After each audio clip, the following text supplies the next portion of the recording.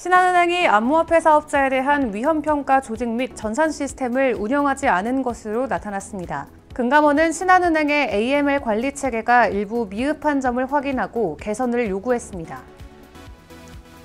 위믹스 상장 폐지에 관한 법원의 가처분 결정을 앞두고 발행사인 위메이드 주가가 급등하고 있습니다. 가처분이 인용될 수도 있다는 기대감이 형성되면서 주가 변동성이 커지고 있는 모습입니다. 코빗이 내년 상반기 암호화폐 시가총액이 반등할 것으로 전망했습니다. 내년도 암호화폐 시가총액이 현재 8천억 달러 대비 1조에서 최대 1조 5천억 달러까지 회복할 수 있을 것이라는 전망입니다. 신한투자증권이 증권형 토큰 플랫폼 사업을 추진하기 위해서 기능 검증에 착수한다고 밝혔습니다. 신한투자증권은 어떤 기초자산이든 토큰화할 수 있도록 플랫폼 구축을 추진 중입니다. 리플랩스가 SEC가 리플의 대외 XRP 판매가 투자 계약입을 입증하는 데 실패했다고 주장했습니다. 앞서 SEC는 리플의 리플 판매를 미등록 증권으로 간주해서 위법하며 리플의 소송을 제기했습니다. 일론 머스크 트위터 CEO가 샘 뱅크먼프리드가 미국 민주당에 10억 달러 이상을 기부했다고 주장했습니다. 머스크는 SBF가 공개된 금액보다 훨씬 많은 10억 달러를 기부했다고 주장했습니다.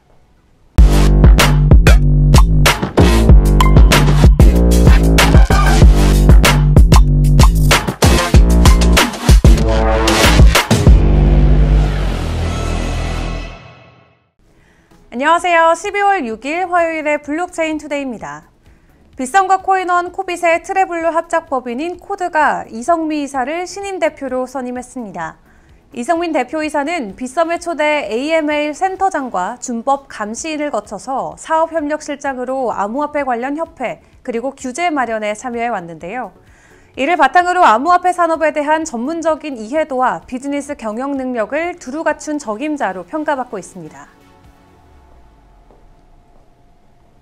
오늘 블록체인 업계의 주요 소식입니다. 신한은행이 암호화폐 사업자에 대한 위험평가 조직 및 전산 시스템을 운영하지 않은 것으로 나타났습니다.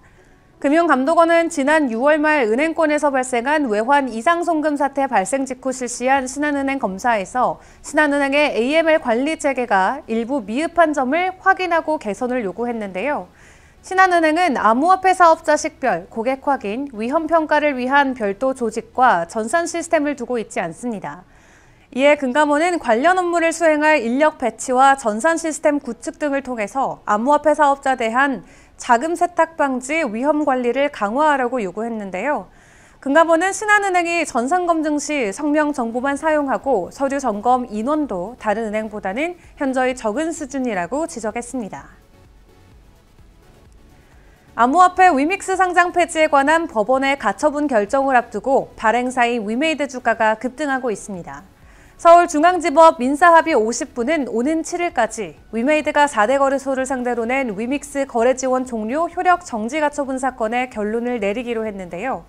이로 인해 위믹스 투자자들을 중심으로 가처분이 인용될 수도 있다는 기대감이 형성되면서 주가 변동성이 커지는 모습입니다.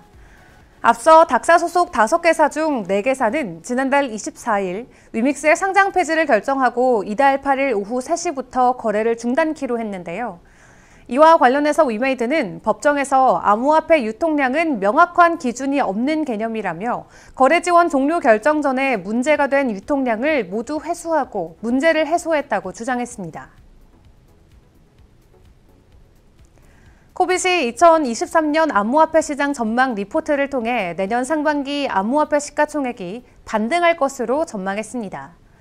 리포트는 내년에도 암호화폐 시장 트렌드로 암호화폐 시가총액 반등, 암호화폐 제도권 편입 확대, 신뢰도 제고 및 가치 창출, 그리고 스테이블 코인과 디파이, 전통 금융기관의 시너지 발휘 등 4가지를 꼽았는데요.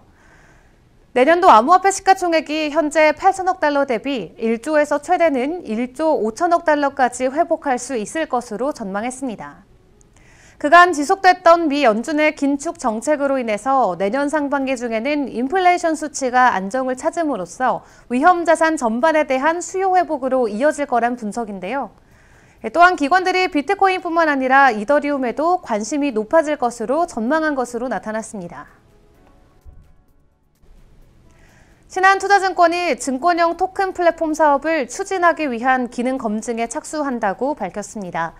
증권형 토큰은 블록체인 기술을 활용해서 토큰 형태로 발행하고 있는 증권인데요.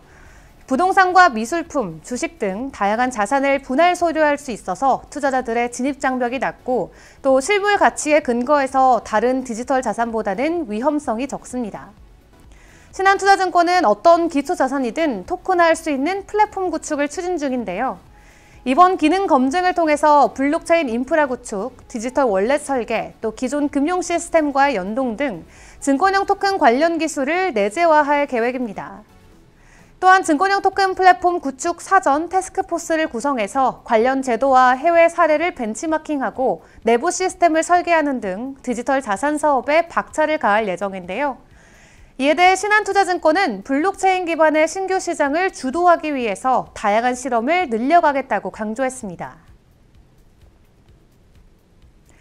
리플의 개발사 리플랩스가 미국 증권거래위원회가 리플에 제기한 미등록 증권 판매 소송에서 리플의 대외 XRP 판매가 투자 계약임을 입증하는 데 실패했다고 주장했습니다.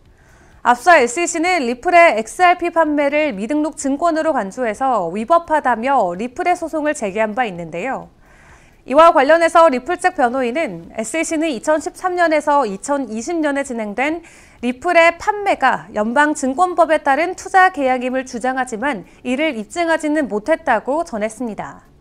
또한 그는 결국 연방법상 증권 여부를 판단하는 기준은 하위 테스트인데 돈이 투입되며 그 돈이 공동의 사업에 쓰일 경우 또 타인의 노력으로 이익이 발생할 경우 등 세 가지 요소를 만족할 수 없기 때문에 리플은 증권으로 분류될 수 없다라고 주장했습니다.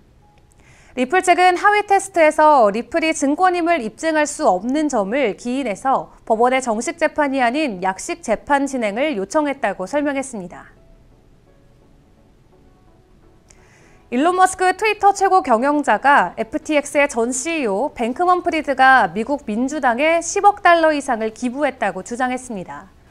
뱅크먼 프리드는 올해 미국 중간선거에서 총 4,650만 달러를 기부해서 민주당의 초대형 기부자인 조지 소로스에 이어 두 번째로 통 큰 기부자로 이름을 올렸는데요. 하지만 일론 머스크는 SBF가 민주당 후보자들에게 공개된 금액보다 훨씬 많은 10억 달러를 기부했다고 주장했습니다. 머스크는 트위터를 통해서 그것은 단지 공개된 숫자일 뿐이고 민주당 선거에 대한 그의 실제 지지는 아마도 10억 달러가 넘을 것이라며 자금이 어디로 갔는지 질문했는데요. 또한 샘 뱅크먼 프리드는 리그에서 형편없었다라며 조롱하기도 했습니다.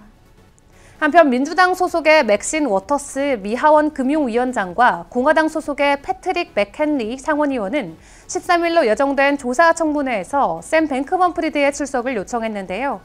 이에 대해 샘 뱅크먼 프리드는 만약 가능하다면 청문회에 나가서 증언할 것이라고 답했습니다.